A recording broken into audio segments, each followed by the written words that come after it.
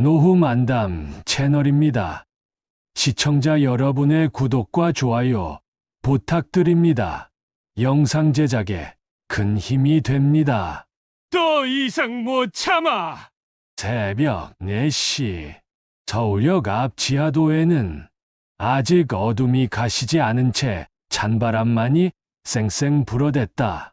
나 장명수는 74세 나이에도 불구하고 여전히 이곳에 나와 있었다. 낡은 구두통을 어깨에 걸치고 무릎 꿇을 자리에 방석을 깔았다. 50년째 변하지 않은 일상이었다. 아저씨, 구두 좀 닦아주세요. 첫 번째 손님이었다. 정장을 말끔히 차려입은 젊은 회사원이 내 앞에 발을 올렸다. 나는 묵묵히 구두약을 발라가며 솔질을 시작했다. 구두 한 켤레를 닦는데 보통 15분. 그 시간 동안 나는 그 사람의 인생을 상상해 보곤 했다. 이 젊은이는 아마 나처럼 가족을 위해 새벽부터 나서는 사람이겠지. 수고하세요. 1,000원짜리 지폐 한 장이 내 손에 쥐어졌다. 고맙다는 인사도 없이 그는 발걸음을 재촉했다. 나는 그 돈을 조심스럽게 주머니에 넣었다. 오늘의 첫 번째 수입이었다. 50년. 내가 이 자리에서 구두를 닦은 세월이다. 24세 시작해서 74이 된 지금까지 단 하루도 쉬지 않았다. 비가 와도 눈이 와도 몸이 아파도 이 자리에 나왔다. 왜냐하면 집에는 나를 기다리는 가족이 있었기 때문이다. 아내 순자가 살아있을 때는 그랬다. 집에 돌아가면 여보, 오늘 힘들었죠? 라며 따뜻한 밥을 차려주던 그녀가 있었다. 아이들이 어릴 때는 아빠, 오늘 얼마 벌었어? 라며 졸졸 따라다니던 성우와 현우가 있었다. 하지만 세월은 모든 것을 바꾸어 놓았다. 순자는 10년 전 위암으로 세상을 떠났다. 병원비로 그때까지 모았던 돈의 절반을 써버렸지만 나는 후회하지 않았다. 사랑하는 사람을 위해서라면 돈이 무슨 소용인가. 다만 그녀를 떠나보내고 나서 느꼈던 것은 내게 남은 건 오직 2 아들뿐이라는 사실이었다. 큰아들 성우는 내 자랑이었다. 어려운 집안 형편에도 불구하고 공부를 열심히 해서 결국 시청 공무원이 되었다. 안정적인 직장, 착한 며느리, 예쁜 손녀까지 겉으로 보기에는 성공한 인생이었다. 작은 아들, 현우는 달랐다. 어릴 때부터 돈에 대한 욕심이 유독 강했다. 아빠, 다른 애들은 다 용돈 많이 받는데 나만 왜 이렇게 적게 줘? 중학생 때부터 그런 말을 입에 달고 살았다.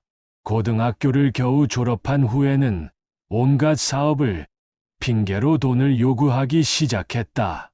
사람들은 몰랐다. 구두 닦기가 무슨 돈이 있겠냐고 생각했다.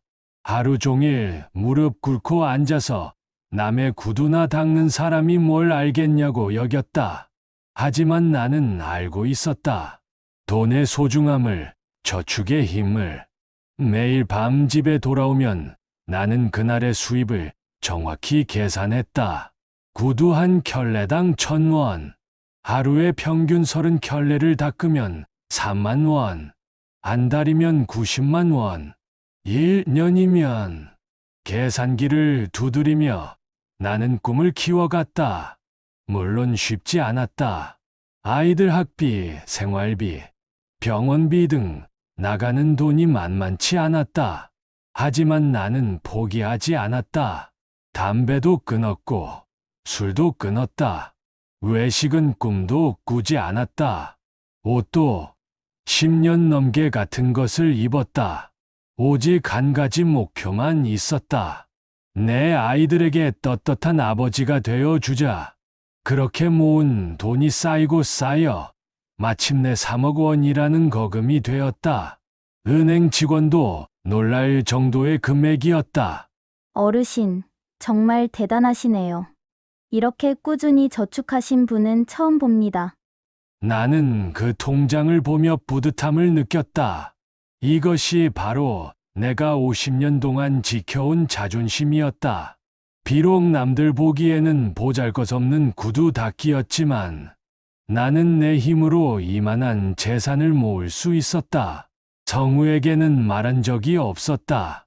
공무원인 그가 나를 걱정할까 봐서였다. 아버지, 구두 닦는 일 이제 그만하고 쉬세요라고 말할까 봐 두려웠다. 나는 아직 일할 수 있었고 무엇보다 이 일이 내 삶의 이유였다. 견우에게도 마찬가지였다.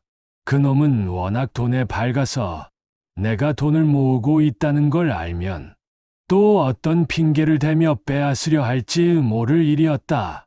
이미 몇 번 사업 자금이라며 돈을 가져간 적이 있었기 때문이다. 하지만 나는 믿고 있었다.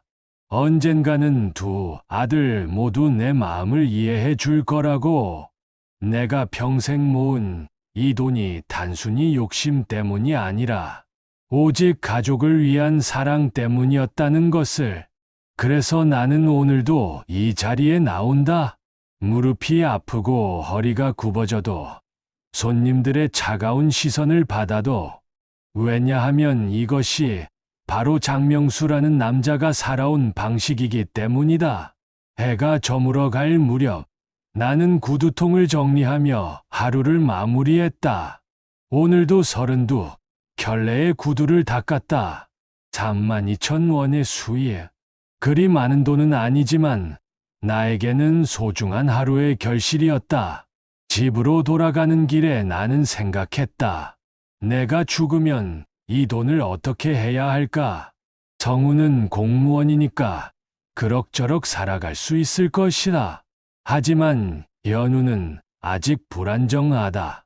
사업도 제대로 되지 않고 빚도 있다고 들었다. 그래, 연우에게 좀 더 많이 줘야겠다. 그놈이 이제라도 정신 차리고 제대로 살 수 있도록. 하지만 동시에 걱정도 되었다. 견우의 성격상 돈만 주면 또 엉뚱한 곳에 쓸지도 모르겠다. 그렇다면 차라리 조금씩 나누어서 주는 것이 나을까? 이런 고민들을 안고 살아가는 것이 바로 부모의 숙명이었다. 아무리 나이를 먹어도 자식들은 여전히 걱정의 대상이었다. 그날 밤 나는 비밀 통장을 꺼내어 다시 한번 들여다보았다. 3억 원이라는 숫자가 또렷하게 찍혀 있었다. 이것이 바로 구두 닦기 장명수의 마지막 자존심이자 두 아들에게 남겨줄 수 있는 유일한 선물이었다. 순자야, 내가 제대로 하고 있는 걸까? 아이들이 이 돈을 보고 기뻐할까? 아니면 부담스러워할까? 아내의 사진을 바라보며 나는 혼잣말을 중얼거렸다. 하지만 대답은 들려오지 않았다. 오직 시계 소리만이 고요한 밤을 가르고 있을 뿐이었다. 그날 저녁은 평소와 다를 것 없이 시작됐다. 나는 역에서 돌아와 낡은 구두소를 닦고 있었고 두 아들이 술 냄새를 풍기며 집에 들어왔다. 큰아들 성우는 얼굴이 어두웠고 작은 아들 현우는 눈빛이 이상했다. 뭔가 꿍꿍이가 있어 보였지만 나는 그냥 밥상을 차렸다. 아버지, 이제 연세도 많으신데 저희랑 같이 사세요. 성우가 먼저 말을 꺼냈다. 그 말에 나는 잠깐 가슴이 따뜻해졌다. 드디어 내 자식이 날 걱정해 주는구나 싶었다. 하지만 그 순간 견우가 술잔을 탁 내려놓으며 소리쳤다. 형, 그딴 소리 집어쳐. 아버지 통장 내놔. 나 다 알아. 3억 모은 거 있잖아. 그 말이 나오는 순간 나는 온몸이 얼어붙었다. 어떻게 알았을까? 50년 동안 아무에게도 말하지 않았던 그 비밀을 나는 떨리는 목소리로 물었다. 현우야, 그걸 어떻게 알았어? 견우는 비웃으며 대답했다. 아버지 방서랍에 있던 통장 복사본 내가 이미 찍어놨어요. 아버지가 목욕하실 때 몰래 들어가서 다 뒤져봤거든요. 그 말에 나는 벼락이라도 맞은 듯했다. 내 아들이 내 등 뒤에서 이런 짓을 했다니. 더 충격적인 건 성우의 반응이었다. 그제야 눈빛이 흔들리며 말했다. 아버지, 솔직히 우리도 힘들잖아요. 현우는 공무원이라지만 월급이 얼마나 되겠어요? 집값은 계속 오르고 아이들 교육비에 생활비에 그 돈 지금 당장 쓰면 안 됩니까? 나는 두 아들의 얼굴을 번갈아 봤다. 내가 50년 동안 허리 굽혀 모은 그 돈을 마치 당연한 듯 요구하고 있었다. 아버지는 그 돈으로 뭐 하실 건데요? 어차피 몇 년 못 사실 텐데 미리 나눠주시면 안 되나요? 견우의 말은 더욱 날카로웠다. 그 순간 나는 깨달았다. 내 자식들이 내 노후를 걱정한 게 아니라 내 돈만 노리고 있었다는 걸. 너희들이 나를 돌보겠다고 한 것도 결국 그 돈 때문이구나. 아버지, 그런 말씀 마세요. 우리가 왜 아버지를 안 사랑하겠어요? 다만 현실적으로 생각해 보시라는 거죠. 정우가 변명하듯 말했지만 그의 눈에서도 탐욕이 번뜩였다. 나한테는 사업 기회가 있어요. 친구가 음식점 프랜차이즈 하는데 거기에 투자하면 몇 배로 물릴 수 있대요. 아버지 돈으로 투자해서 성공하면 더 많이 효도할 수 있잖아요. 견우가 흥분하며 말을 이었다. 사업 얘기만 나오면 눈에 불을 켜는 놈이었다. 지금까지 몇 번이나 사업 핑계로 돈을 가져갔는데 한 번도 성공한 적이 없었다. 견우야, 내가 지금까지 내게서 가져간 돈이 얼마인지 아니? 그 돈들은 다 어디로 갔어? 그건 그때는 운이 안 좋았어요. 이번엔 다를 거예요. 확실한 정보가 있거든요.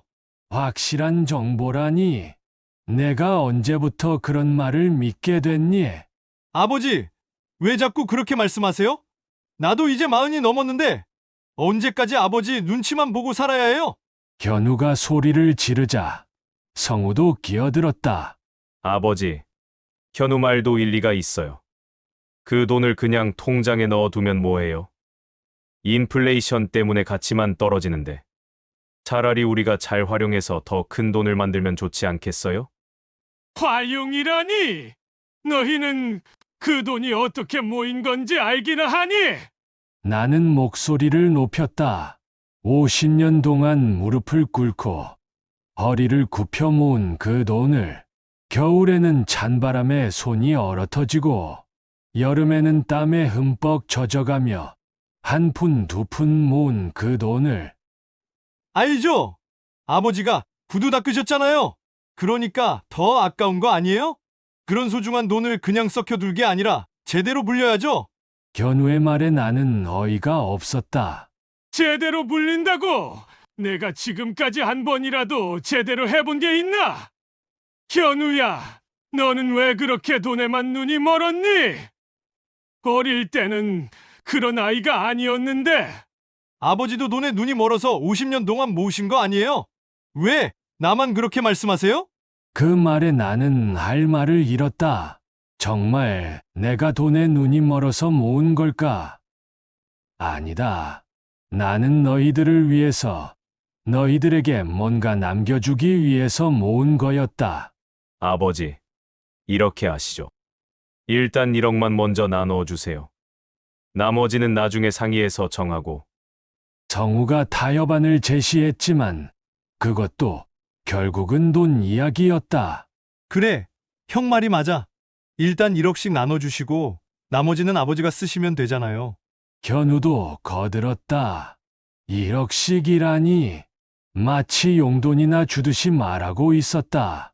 너희들은 정말 내가 죽기만 기다리고 있구나. 나는 중얼거렸다. 그 말을 들은 성우가 화를 냈다. 아버지, 그런 식으로 말씀하시면 섭섭해요. 우리가 언제 아버지 죽기를 기다렸다고 그러세요? 그럼 뭐야? 지금 하는 게 뭔데? 내 돈을 미리 나눠 달라고 하는 게 아니면 뭐야? 그게 아니라 효율적으로 쓰자는 거죠. 아버지 혼자 3억을 다 쓸 수도 없잖아요. 내가 쓸 수 없다고? 내 돈인데 왜 내가 쓸 수 없어? 현우가 비웃으며 말했다. 아버지, 현실을 보세요. 연세가 몇인데요? 앞으로 몇 년이나 더 사실 건데 3억을 어떻게 다 써요? 그 말이 가슴에 비수처럼 꽂혔다.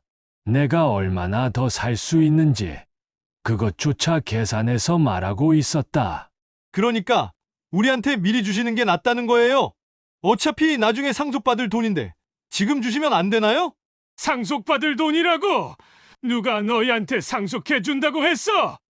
나는 화가 나서 소리쳤다. 그러자 두 아들이 서로 눈빛을 주고받았다. 아버지, 농담하시는 거죠? 우리가 아버지 아들인데 당연히 상속받는 거 아니에요? 당연하다고! 세상에 당연한 건 없어! 특히 불효자에게는 더더욱! 그 말에 현우가 벌떡 일어났다. 불효자라고요? 우리가 언제 불효했다고 그래요? 우리 나름대로 아버지 모시려고 했잖아요. 모시려고 했다고? 언제? 내가 병원에 입원했을 때 며칠 만에 한 번씩 얼굴 비추는 게 모시는 거야! 그때는 바빠서 직장 일도 있고 가정도 돌봐야 하고. 성우가 변명했지만 나는 더 이상 듣고 싶지 않았다. 바빠서라고? 그럼 지금은 안 바빠! 내 돈 얘기가 나오니까 갑자기 시간이 생겼나? 두 아들은 할 말을 잃었다. 나는 그들의 얼굴을 찬찬히 봤다. 언제부터 이렇게 변한 걸까? 언제부터 내 아들들이 이렇게 차갑고 탐욕스러워진 걸까? 좋다. 내가 언제 죽을지 너희들이 그렇게 궁금하다면 미리 정리해 두겠다.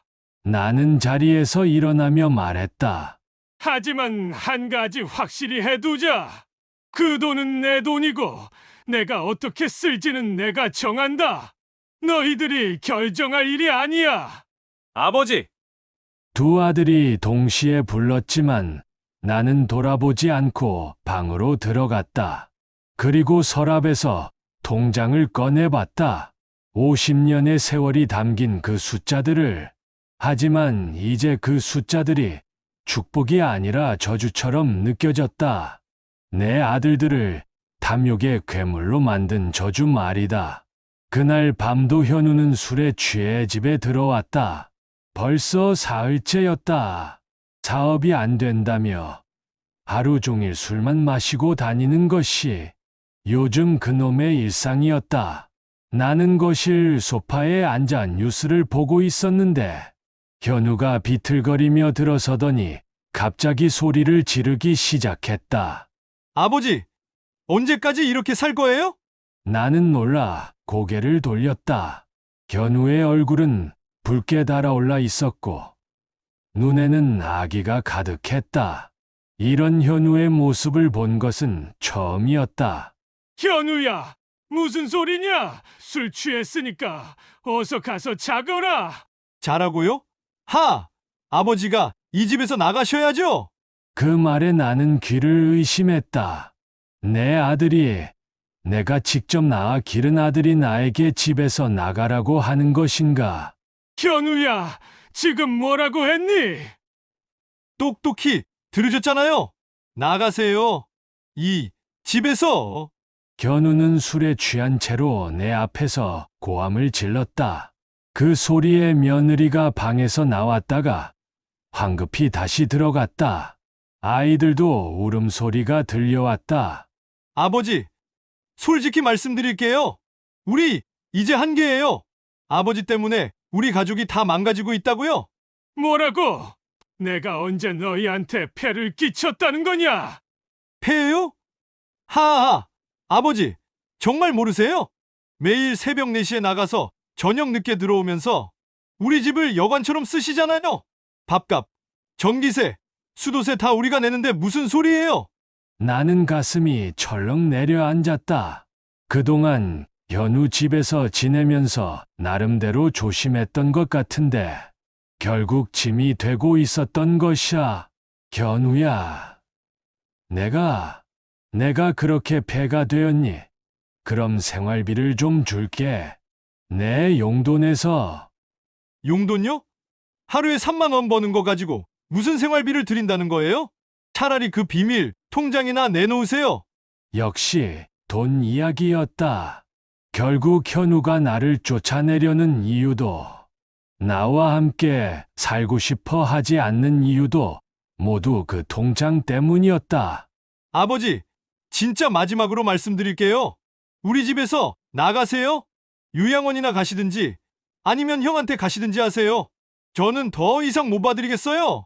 현우야, 그렇게 말하지 마라. 아버지가 어디 갈 데가 있다고. 있잖아요. 3억이나 모으신 분이 어디 못 가실 게 있어요? 고급 요양원도 얼마든지 들어가실 수 있잖아요. 그 순간 며느리가 조심스럽게 거실로 나왔다. 평소에는 나에게 공손했던 며느리의 표정도 차가웠다. 아버님, 죄송하지만 정말 힘들어요. 아이들도 계속 울고, 집안 분위기도 이상하고 좀 이해해 주세요. 나는 며느리의 말에 더욱 충격을 받았다. 그동안 내가 얼마나 눈치 없이 살았던 것일까? 내 존재 자체가 이 가족에게는 스트레스였던 것이다. 자세한 이야기는 내일 하고. 현우야, 너 술 깨고 이야기하자. 내일요? 내일 뭘 이야기해요? 아버지, 내일까지만 시간 드릴게요. 그 다음에는 정말 못 봐드려요. 다음 날 오전, 나는 현우와 단둘이 앉아 이야기를 나누려 했다. 하지만 현우는 어제보다 더욱 단호했다. 아버지, 어제 술 취해서 한 말이지만 진심이에요. 정말 한계예요. 현우야, 아버지가 뭘 잘못했는지 말해봐라. 고칠 수 있는 건 고칠게. 고친다고 될 문제가 아니에요. 아버지는 나이도 많으시고 우리는 아직 젊잖아요. 서로 생활 패턴도 다르고 가치관도 달라요. 그냥 따로 사는 게 좋을 것 같아요. 그럼 어디로 가라는 거니? 요양원 얼마든지 좋은 데 있어요. 아니면 형한테 가시든지. 형은 공무원이니까 저보다는 여유 있을 거 아니에요. 나는 한참 동안 말이 없었다. 성우에게 가자니 이미 며칠 전에 거절당한 상황이고, 요양원을 가자니 아직 그럴 나이는 아니라고 생각했다.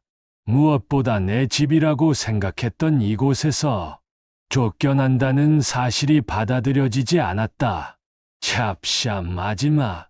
현우야, 그럼 일주일만 더 시간을 줄 수 없겠니? 아버지도 갈 곳을 알아봐야지. 일주일요? 너무 길어요. 3일 후면 나가세요. 현우야, 아버지, 저도 가장이에요. 제 가족을 생각해야 한다고요. 아버지만 생각할 수는 없어요. 그 말에 나는 더 이상 할 말이 없었다. 내가 평생 가장으로서 가족을 지켜왔듯이 현우도 자신의 가족을 지키려는 것이었다. 하지만 그 과정에서 나는 버려지는 존재가 되어버린 것이다. 저녁 때 성우에게 전화를 걸어봤다. 성우야, 아버지다. 아, 네 아버지. 뭐 일 있으세요?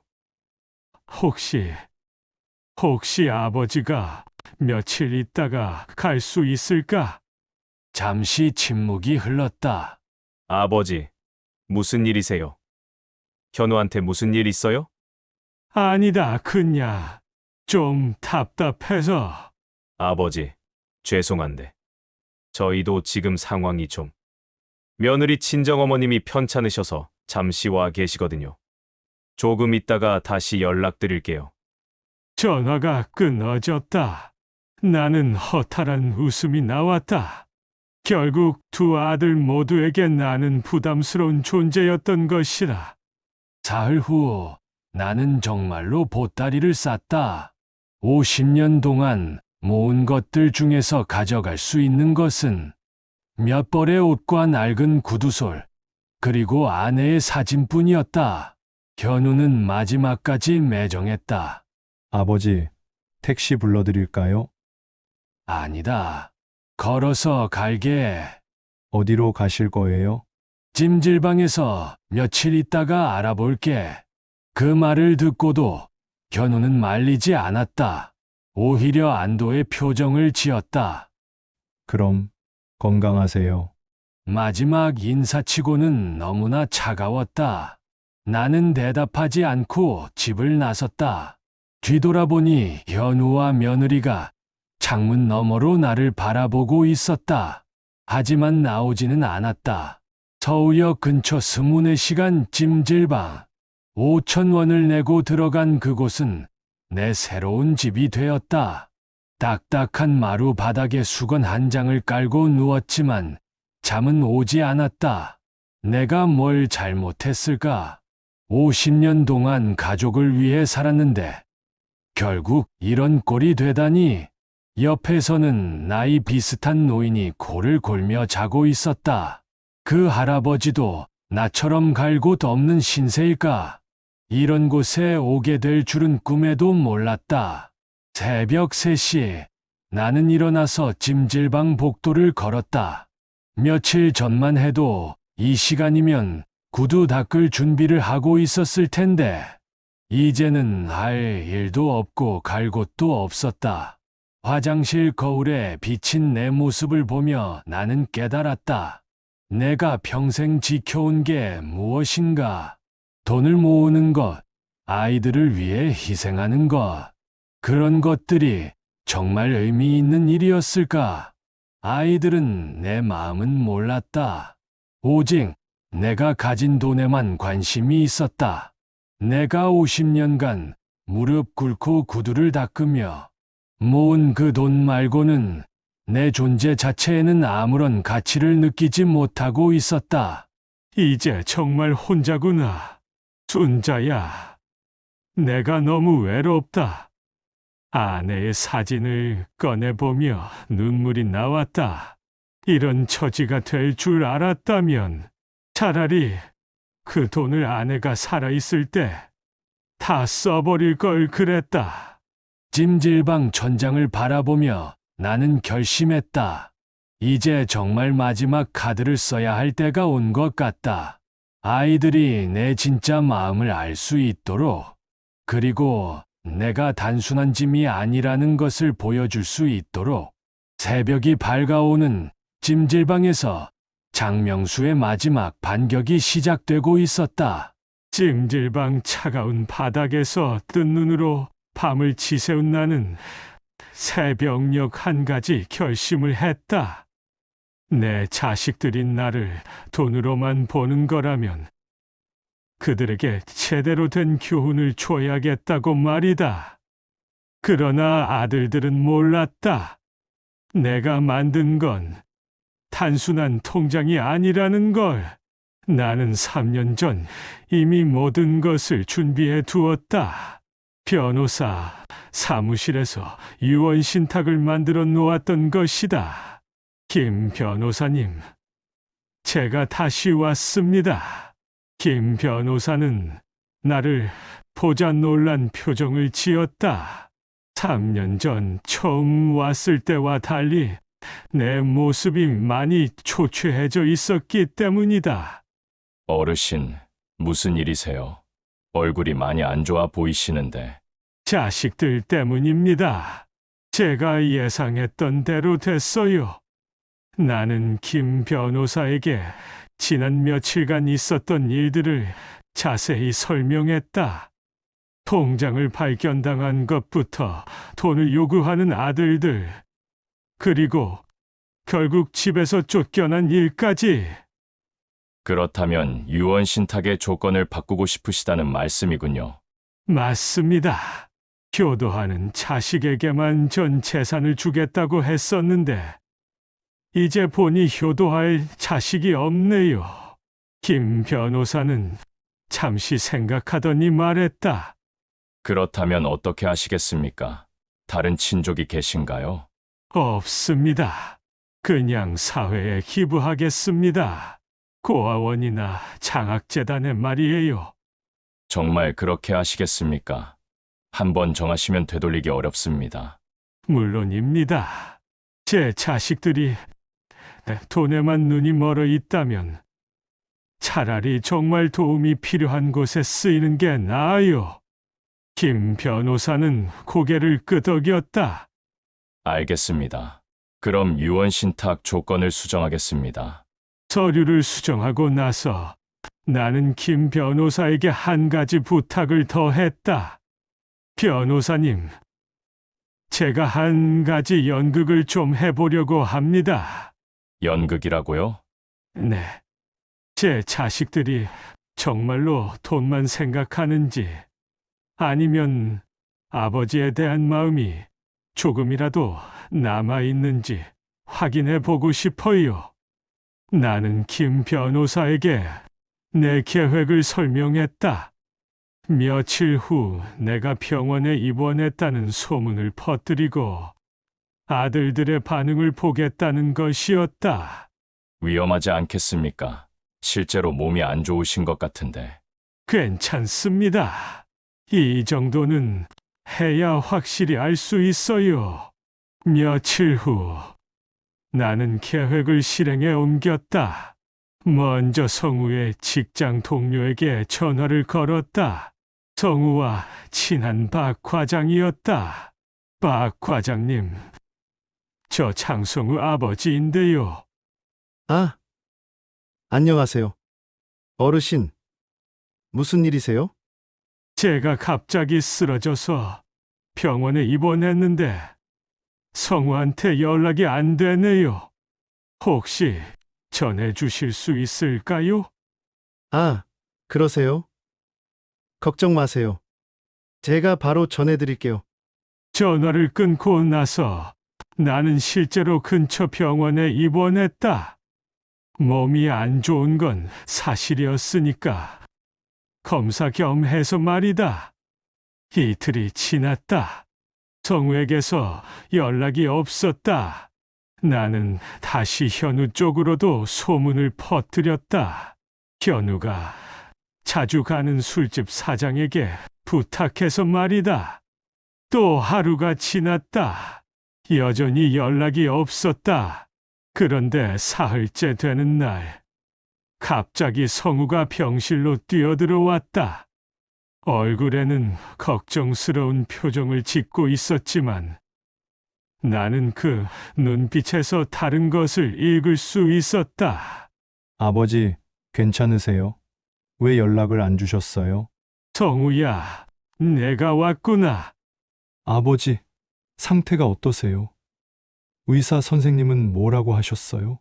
성우는 몇 가지 안부를 묻더니 곧 본론으로 들어갔다. 아버지, 그런데 통장은 어디에 두셨어요? 혹시 모를 상황에 대비해서 미리 정리해 두는 게 좋지 않을까요? 역시였다. 아버지의 건강보다는 통장이 먼저였다. 왜? 내가 죽을까봐 걱정되나? 그런 게 아니라 아버지도 아시잖아요. 요즘 병원에서 무슨 일이 생길지 모르니까요. 그래서 통장을 미리 챙겨두겠다는 거구나. 성우는 잠깐 당황했지만 곧 태연하게 말했다. 아버지, 안전을 위해서 하는 말이에요. 그때 현우도 병실로 들어왔다. 술 냄새를 풍기며 말이다. 아버지, 괜찮으세요? 아, 깜짝 놀랐네. 현우야, 너도 왔구나. 당연하죠. 아버지가 입원하셨는데. 하지만 현우는 성우보다 더 노골적이었다. 아버지, 유산 상속 미리 정리하시죠. 병원에 계시면 통장 관리도 힘드시잖아요. 내가 대신 해드릴게요. 유산 상속이라고? 내가 죽지도 않았는데. 아니, 그런 게 아니라 만약을 위해서요. 요즘 치매도 많이 걸리고 뭔가 판단력이 흐려지기 전에 미리 정리해 두시면 좋잖아요. 현우의 말엔 나는 피가 거꾸로 솟는 기분이었다. 치매까지 들먹이며 내 재산을 가져가려 하다니 그래, 너희들 마음 잘 알겠다. 나는 웃으며 말했다. 내가 다 정리해 두었다. 때가 되면 알게 되겠지. 정리해 두셨다고요? 어떻게요? 성우가 급하게 물었다. 그건 나중에 알려주겠다. 지금은 좀 피곤하니까 집에 가거라. 아버지, 좀 더 자세히 말씀해 주세요. 우리도 알아야 하지 않겠어요?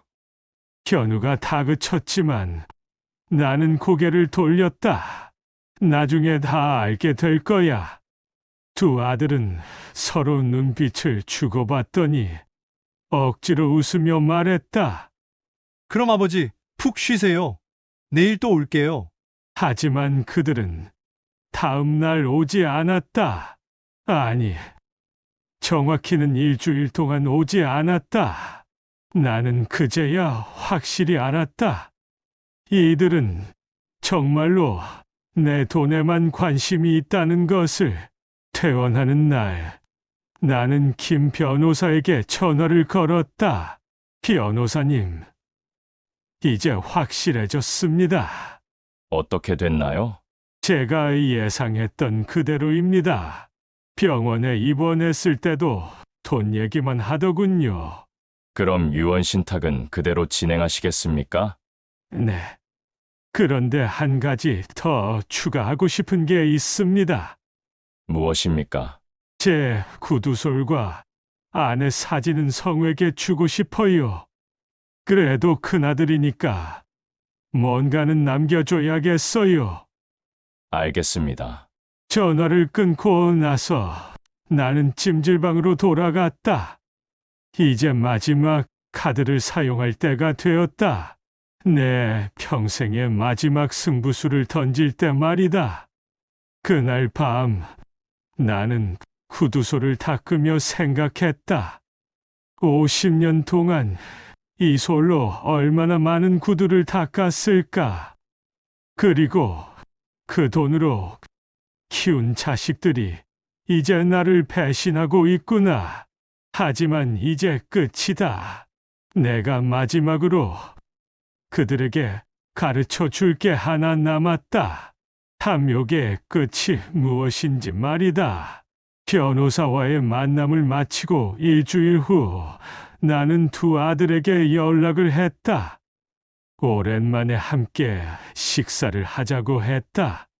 성우는 망설이다가 승낙했고 현우는 처음에는 바쁘다고 했지만 내가 중요한 이야기가 있다고 하니 결국 나왔다. 을지로의 작은 한정식집. 예전에 아내와 결혼기념일마다 오던 곳이었다. 비싸지도 않고 화려하지도 않지만 우리 가족에게는 특별한 의미가 있는 곳이었다. 두 아들이 들어섰을 때 나는 이미 자리에 앉아 기다리고 있었다. 성우는 조심스럽게 인사를 했고 현우는 불편한 표정으로 자리에 앉았다. 아버지, 갑자기 왜 이런 자리를 만드셨어요? 성우가 물었다.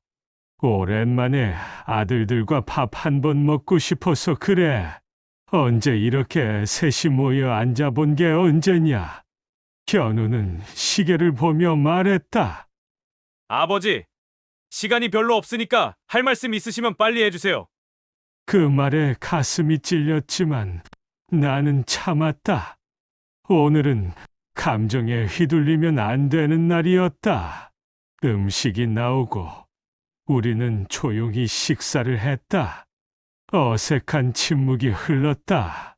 예전에는 이런 자리에서 아이들 이야기, 손자 이야기로 시간 가는 줄 몰랐는데 이제는 할 말이 없었다. 성우야, 현우야, 아버지가 말이 있다. 두 아들이 고개를 들었다. 현우의 눈에는 기대감이 보였다. 아마 통장 이야기를 할 거라고 생각하는 모양이었다. 아버지가 이제 나이도 많고 언제 무슨 일이 생길지 모르잖아. 그래서 정리할 것들을 좀 정리하려고 한다. 정리요. 현우가 몸을 앞으로 기울였다. 응, 아버지가 가진 게 별로 없지만 그래도 너희들한테 남겨줄 수 있는 게 좀 있거든. 성우는 젓가락을 놓으며 말했다. 아버지, 그런 이야기는 아직 이르시오. 아직 건강하시잖아요. 하지만 현우는 달랐다. 아버지, 혹시 그 통장 말씀이세요? 3억 있다는? 역시 현우였다. 돌려서 말할 생각도 없이 바로 본론으로 들어갔다. 그래, 그 통장 이야기다. 그 순간 두 아들의 표정이 확연히 달라졌다. 성우는 당황한 듯 주위를 둘러보며 목소리를 낮췄다. 아버지, 여기서 그런 이야기를... 괜찮다. 어차피 우리 가족 이야기니까. 현우는 참지 못하고 물었다. 아버지, 정말 3억이나 모으셨어요? 구두 닦아서? 50년 동안 모았으니까 그 정도 될 수도 있지. 와, 정말 대단하시네요. 그럼 그 돈을 어떻게 하실 거예요? 현우의 눈에는 욕심이 넘쳐났다. 성우도 마찬가지였다. 평소의 신중함은 온데간데 없고 자꾸만 현우를 견제하는 눈빛을 보냈다. 성우야, 너는 공무원이니까 안정적이잖아. 그런데 현우는 아직 사업도 안정되지 않았고. 아버지! 성우가 갑자기 큰 소리를 냈다. 공무원이라고 돈이 필요 없는 건 아니에요. 요즘 애들 교육비도 많이 들고 집값도 올라서 전세금도 더 필요하고. 나는 놀라서 성우를 바라봤다. 평소에 그렇게 신중하던 큰아들이 돈 이야기만 나오면 이렇게 달라지는구나. 현우는 더 노골적이었다. 형은 그래도 월급 나오잖아요. 저는 지금 당장 사업 자금이 급해요. 아버지, 제가 더 절실해요. 두 아들이 서로 견제하며 자신이 더 돈이 필요하다고 주장하는 모습을 보며 나는 가슴이 무너지는 기분이었다. 이게 내가 50년 동안 키운 아들들인가? 얼마예요? 정확히 얼마나 되는 거예요? 현우가 물었다. 3억 2천만 원 정도 된다. 헉, 현우가 숨을 크게 들이마셨다. 정말 대단하세요, 아버지. 그제야 현우가 아버지라고 불렀다. 돈 이야기가 나오기 전까지는 말도 제대로 섞지 않더니 이제 갑자기 존댓말까지 쓰며 아부를 하고 있었다. 성우도 마찬가지였다. 아버지, 그 돈 어떻게 관리하고 계세요? 은행에서 금리도 별로 안 좋을 텐데 적금이나 펀드 같은 걸로 옮기시는 게... 성우야, 지금 중요한 건 그게 아니지. 아버지가 어떻게 나눠주실 건지가 중요한 거 아냐? 현우가 끼어들었다. 성우야, 그렇게 급하게 굴지 마. 아버지가 다 생각이 있으시겠지. 하지만 현우의 목소리에도 조급함이 배어 있었다. 두 아들 모두 내가 언제 죽을지 모르니까 빨리 돈을 받고 싶어 하는 것 같았다. 아버지, 솔직히 말씀드릴게요. 현우가 몸을 더욱 앞으로 기울였다. 지금 당장 그 돈이 필요해요.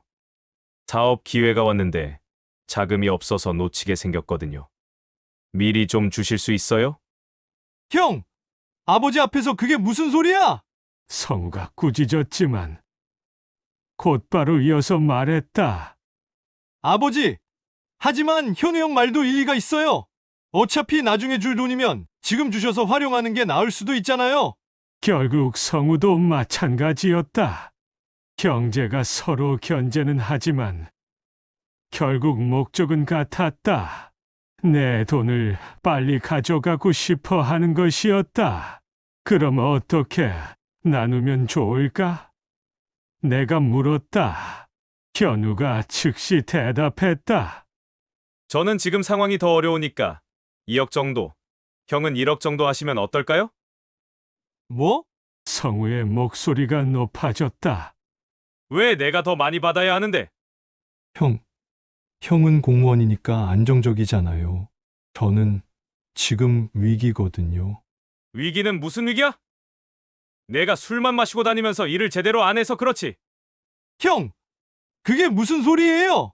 두 아들이 내 앞에서 싸우는 모습을 보며 나는 더 이상 참을 수 없었다. 그만! 내 목소리가 식당 안에 울려 퍼지다. 다른 손님들이 우리를 쳐다봤지만 상관없었다.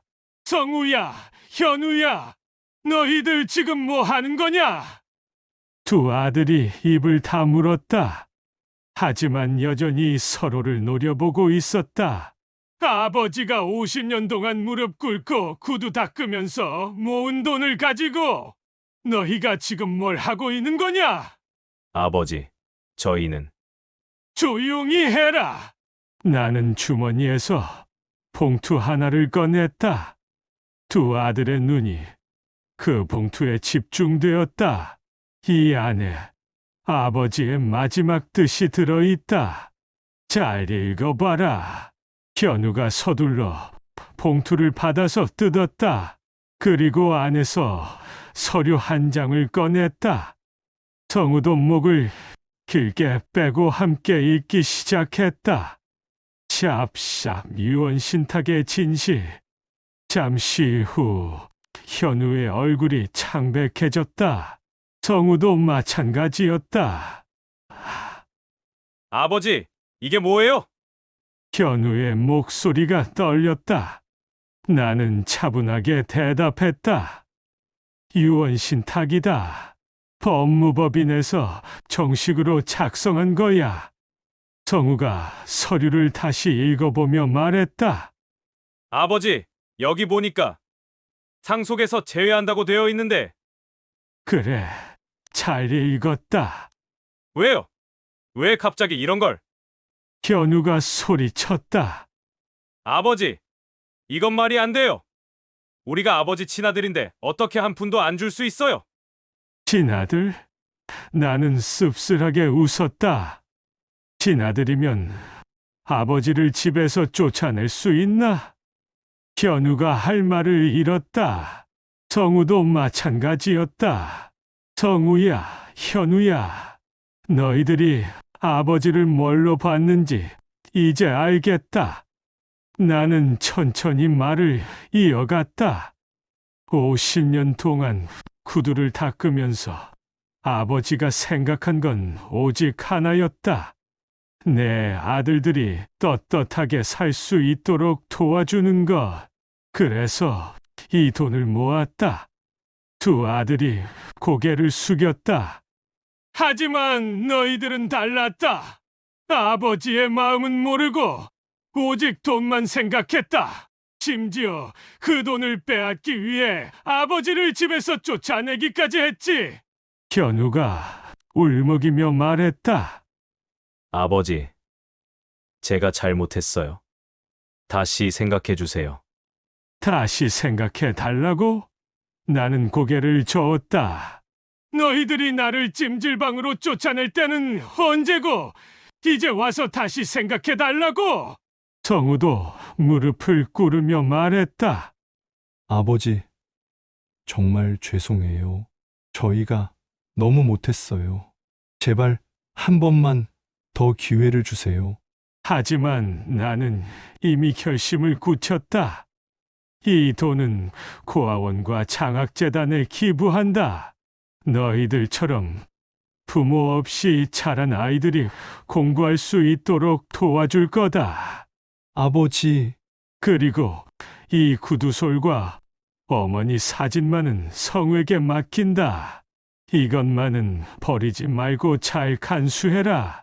나는 자리에서 일어났다. 두 아들은 여전히 무릎을 꿇고 있었지만 나는 뒤돌아보지 않았다. 식당을 나서면서 나는 깊이 숨을 들이마셨다. 50년 만에 처음으로 가슴이 후련했다. 그날 밤 작은 원룸에서 아내의 사진을 보며 중얼거렸다. 순자야, 이제 이 돈은 진짜 의미 있게 쓸 거야. 우리 아들들은 잃었지만 더 많은 아이들에게 희망을 줄 수 있게 됐어. 창밖으로는 첫눈이 내리고 있었다. 새로운 시작을 알리는 눈이었다.